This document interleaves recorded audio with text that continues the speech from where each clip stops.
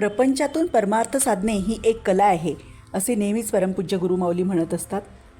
कोणतेही ज्ञान अंतःकरणापर्यंत पोचविणे क्रमप्राप्त असून अंतःकरणावर झालेले संस्कार मनुष्य कधीही विसरत नाही.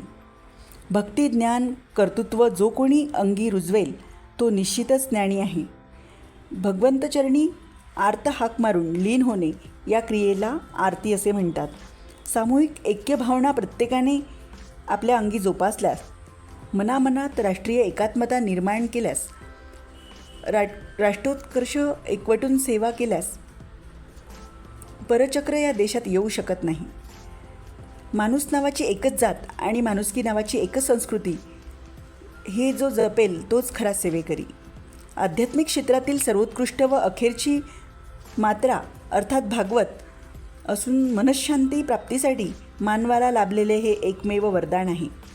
पर्जन्य सुक्ताच्या सेवेने महाराष्ट्रासह देशभरात विपुल पर्जन्य होऊन जलसाठे ओतप्रोत भरतील. अशक्य कोटीतील गोष्टी केवळ श्री स्वामी समर्थ महाराज पूर्णत्वास नेतात. गडचिरोलीसारख्या नक्षली भागात सेवेचा ध्वज फडकवायचा आहे. स्वामी ध्वज अजंता लोकांपर्यंत पोचवणे हेच कार्य सेवेकऱ्यांचे असून आता स्वामीच दृष्टांत देऊन आपल्याला विचारतील, सेवेकरी घडवलेत का? सेवेत झोपलेल्यांना उठवावे, उठलेल्यांना चालावे व चालणाऱ्यांनी धावावे. अर्थात एकाच ठिकाणी किंवा एकाच गोष्टीवर अडून न बसता नव्या सेवेकऱ्याला संधी देत जुन्या सेवेकऱ्यांनी पुढे मार्गक्रमण करावे. ग्रामीण भागाकडे वळणे क्रमप्राप्त असून गांधीजीचा आदर्श स्वीकारावा. सेवा मार्ग किंवा सेवा मार्गातील विभाग हे केवळ शहरी विभागासाठी मर्यादित नसून सेवेची खरी गरज ग्रामीण भागात अधिक प्रमाणात असते. दुष्काळात अतीव धान्य पिकणे ही किमया सेवेकऱ्यांनी केलेल्या सेवेची असते. आई भगवतीचे नवरात्र, शाकंभरी पौर्णिमा, गंगापूजन इत्यादी सेवेमुळे ही किमया घडत असते. शेतकऱ्यांच्या विहिरीत वर्षभर पाणी पुरवणे ही किमया स्वामींची आणि स्वामींच्या सेवेची असते.